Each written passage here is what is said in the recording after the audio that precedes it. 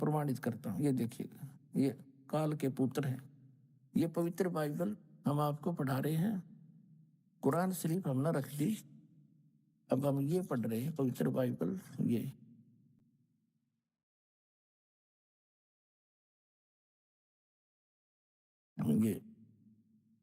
पवित्र बाइबल संपूर्ण जीवन अध्ययन बाइबल, प्रबंधक संपादक डेविड स्टुअर्ट, अंग्रेजी प्रधान संपादक Donald C Stamps, MA MD, संयुक्त समाज, ऐसे ऐसे सारा तुम पढ़ लो अच्छी तरह, USA से छपा है।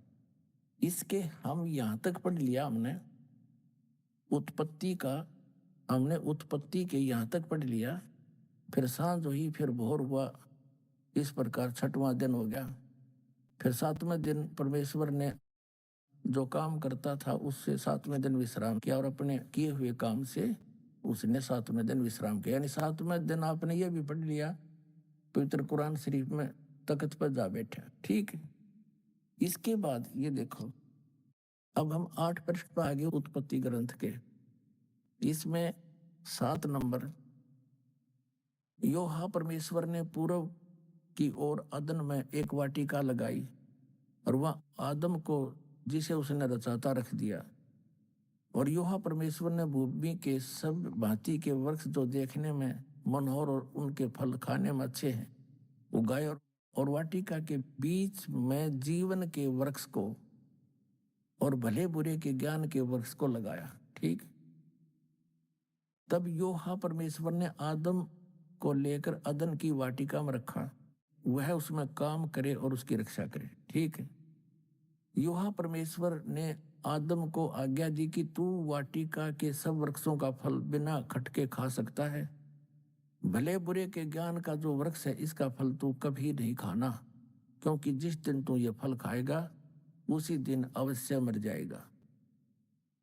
अब ये 8 पृष्ठ पढ़ रहे हैं हम, 18 नंबर। आदम का अकेला रहना अच्छा नहीं है, मैं इसलिए इसका एक सहायक बनाऊंगा। तब योहा परमेश्वर ने आदम को भरी नींद में डाल दिया, अचेत कर दिया, उसकी हड्डियों को में से वो अगवा बना दी। योहा परमेश्वर ने पसली जो उसने आदम में से निकाली थी स्त्री बना दिया और उसी को आदम के पास ले गया। आदम ने कहा, ये मेरी हड्डियों में की हड्डी है और मेरे मांस का मांस है, इसलिए इस का नाम नारी होगा, क्योंकि यह नर में से निकल गई है। आदम और उसकी पत्नी दोनों नंगे थे पर लजाते नहीं थे, क्योंकि उनमें ज्ञान नहीं था। अब 9 पृष्ठ पर देखो, अब हम यहाँ आगे, मनुष्य का पतन। युवा परमेश्वर ने जितने बनैले पशु बनाए थे उनमें से सर्प धुरत था। उसने स्त्री से कहा, हव्वा से कहा, क्या सच है कि परमेश्वर ने कहा है तुम इस वाटिका के किसी वृक्ष का फल ना खाना? स्त्री ने सर्प से कहा कि इस वाटिका के वृक्ष के फल हम खा सकते हैं, पर जो वृक्ष वाटिका के बीच में है इसके फल के विषय में परमेश्वर ने कहा है, न तो तुम इसको खाना और न इसको छूना, नहीं तो मर जाओगे। सर्प ने स्त्री से कहा, तुम निश्चय नहीं मरोगे, झूठ नहीं मरोगे, तुम खाओ इसको। वरन परमेश्वर आप जानता है कि जिस दिन तुम उसका फल खाओगे उसी दिन तुम्हारी आंखें खुल जाएंगी और तुम भले बुरे का ज्ञान पाकर परमेश्वर के तुल्य हो जाओगे।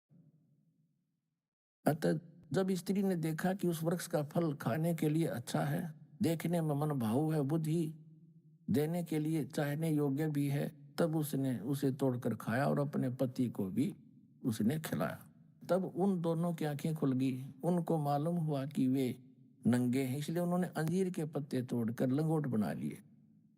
ये योहा परमेश्वर जो दिन के ठंडे समय वाटिका में फिरता था बता, निराकार फिर फरेगा क्यों करे वाटिका में, फॉर्मलेस बतावे। अरे परमात्मा कहते, मोती मुक्ता दर्शत नाही, यो जग है सब अंदरे, दिखत के तो नैन चश्म इनका फिरा मोतिया बंदरे। योहा परमेश्वर जो दिन के ठंडे समय वाटिका में फिरता था का शब्द उनको सुनाई दिया। तब आदम और उसकी पत्नी वाटिका के वृक्षों के बीच में योहा परमेश्वर से छिप गए। तब यहोवा परमेश्वर ने पुकार कर आदम से पूछा, तू कहाँ है? उसने कहा, मैं तेरा शब्द बारी में सुनकर डर गया, क्योंकि मैं नंगा था इसलिए छिप गया। उसने कहा, किसने तुम्हें बताया तू नंगा है? कति अज्ञानी, तेरे को किसने बता दिया तू नंगा है? देखो भगवान कह रहे हैं, जिस वृक्ष का फल खाने को मैंने तुझे मना किया था, क्या तूने उसका फल खा लिया है?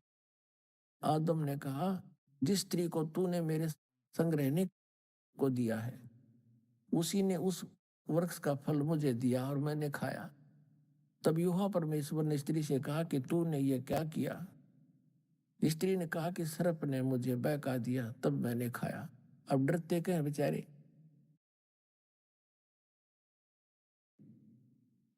अब हम आगे 10 पृष्ठ पे 9 पढ़ लिया।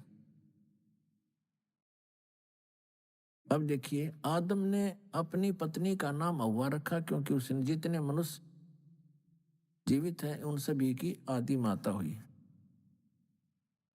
अब यहोवा परमेश्वर ने आदम और उसकी पत्नी के लिए चमड़े के अंगरखे बनवाकर उनको पहना दिए। अब बता, वो निराकार क्यों कर गेल गेल लांडेगा, कैसे घूमेगा? उसके कपड़े ले बनवा के और पराई उनता ही। देखो, फिर यहोवा परमेश्वर ने कहा, मनुष्य भले बुरे का ज्ञान पाकर, देखो कमाल की बात है, हम में से एक के समान हो गया। इसलिए अब ऐसा न हो कि यह हाथ बढ़ाकर जीवन के वृक्ष का फल तोड़ के खा ले और सदा जीवित रहे। अपना आत्माओं, ये है निष्कर्ष इन सदग्रंथों का। अब जिसको ये अपना भगवान मानने हैं, कौन? ईसाई धर्म वाले। और जिसने आदम के साथ ये वार्ता करी, वो नो कह रहा है कि ये इन यो भले बुरे के ज्ञान वाला फल खा लिया और ये भी इसने ज्ञान हो गया, कहीं ऐसा ना हो इसको खाकर ये हम में से एक के बराबर हो गया। इसका मतलब है ईसाई धर्म के भगवान भी एक से अधिक है। अंडरस्टूड? फिर देख लो, उत्पत्ति ग्रंथ है, इसके 10 नंबर पृष्ठ पर ये 3 का 22 है। फिर यूहन्ना ने कहा, मनुष्य भले बुरे का ज्ञान पाकर हम में से एक के समान हो गया है। ठीक है, इसी से हो गया कि एक से अधिक हुए इनके भगवान। अब देखिएगा, ये उत्पत्ति ग्रंथ है, पृष्ठ नंबर हम 23 पा गए और इसकी 17वीं आयत का। अब अब्राहम 99 वर्ष का हो गया। तब यूहन्ना ने उसको दर्शन देकर कहा, मैं सर्वशक्तिवान ईश्वर हूं, मेरी उपस्थिति में चल और सिद्ध होता जा। अब ठीक हो गया, सामने दिख है, अब सामने आ गया और दर्शन दिए और फिर नो के गो दीज फॉर्मूलास तरह के जो भी आगे दिखाता हूं आपको। ये देखिएगा 24 पृष्ठ पे, 24 पृष्ठ पे यही उत्पत्ति ग्रंथ है, ये जेनेसिस बोल रहे हैं इसको। इसकी 3 अतिथि 18। अब्राहम ममरे के बांज वृक्ष के बीच कड़ी धूप के समय तंबू के द्वार पर बैठा हुआ था। तब यूहन्ना ने उसे दर्शन दिए, भगवान ने, ये यूहन्ना कहें परमात्मा ने। उसने आंख उठाकर दृष्टि की तो क्या देखा कि 3 पुरुष उसके सामने खड़े। ये तीनों ब्रह्मा विष्णु महेश अन्य रूप धार के वहां खड़े हो गया आके। देखो, जब उसने उन्हें देखा तब उनसे भेंट करने के लिए तंबू के द्वार से दौड़ा और भूमि पर गिरकर दंडवत की और कहने लगा, हे प्रभु, यदि मुझ पर तेरी अनुग्रह की दृष्टि है तो मैं विनती करता हूं कि अपने दास के पास से चले ना जाना।